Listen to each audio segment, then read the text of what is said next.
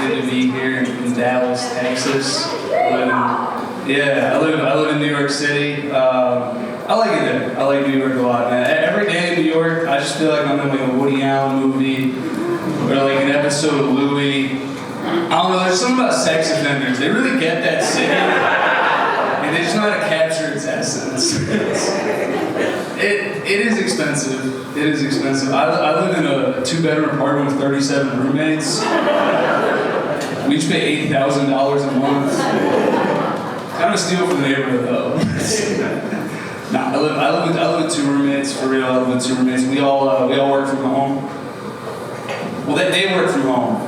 I'm unemployed, so we're all from home. That's cool. I like my roommates. It can get awkward though, like tight spaces, you know, like thin walls. Like the other day, my roommate was having sex, and I could hear some noises coming from his room, so I had to knock on the door, and be like, "Hey, would you guys mind being a little bit louder? I'm trying to masturbate right now."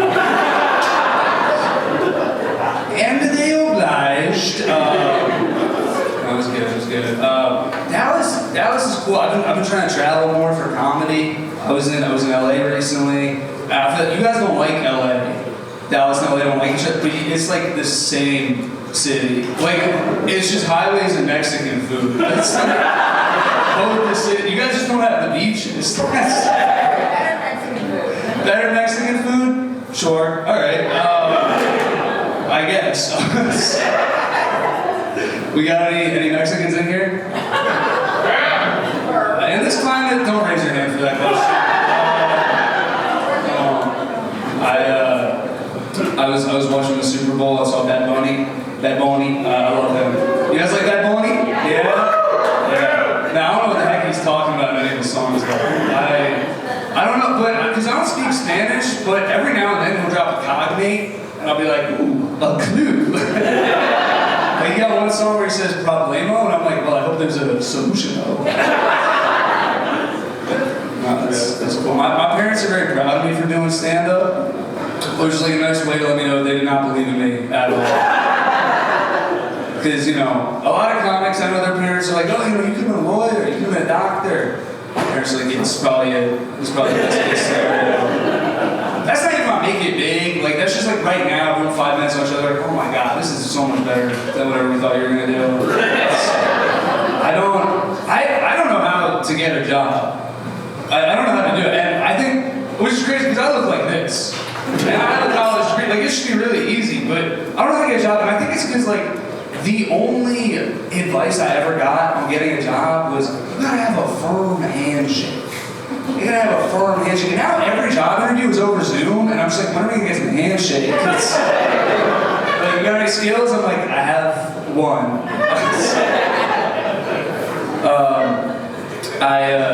I'm a very liberal person. I am, which I don't know if that's okay to say here.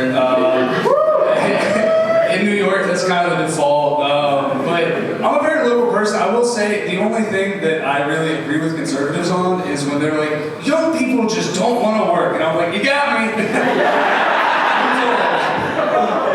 Fucking hate it. Last job I had, I was substitute teacher, which it doesn't pay very well, but I also hate doing it. So you can't have it all. I don't know how it works here, but in New York City, the way it would work is that I would sub at a bunch of different schools, right? And so like every new school would have its own new set of rules, and that was difficult to know what I was getting into.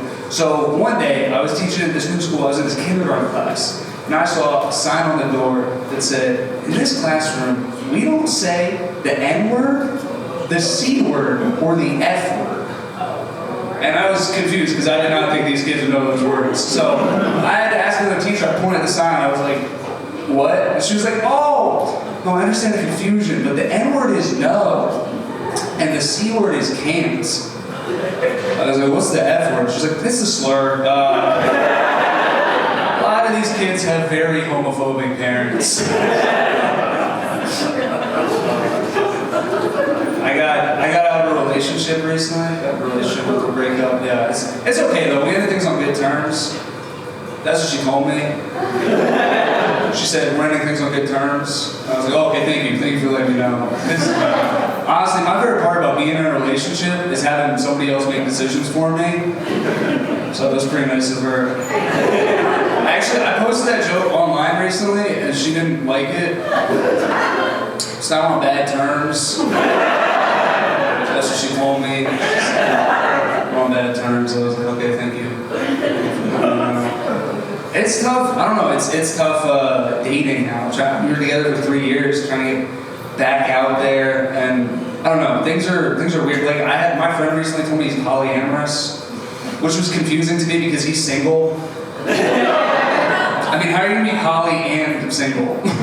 That's like being like, yeah, I'm happy in my life, but even if I did, wouldn't be enough. I don't know. I don't know if that lifestyle's for me. I did hook up with this girl recently who's polyamorous. Yeah, and afterwards, you know, we're laying in bed. She's like, "You want to watch a movie?" And I was like, "Yeah, sure." She's like, "All right, cool." One of my boyfriends gave me his Criterion login. And I was like, "All right, this lifestyle could be for me."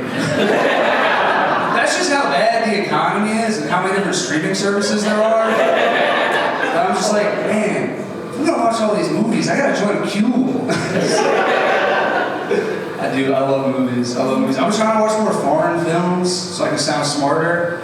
She's like, oh, you went to the movie and you read. You must have a doctorate. People just also assume every foreign film is good. Like, that's just, because we only get the good ones, right? Like, I went and saw this movie, No Other Choice. It's a new Korean film. Went and saw it with my friend. Afterwards, he goes, man, Koreans sure know how to make movies.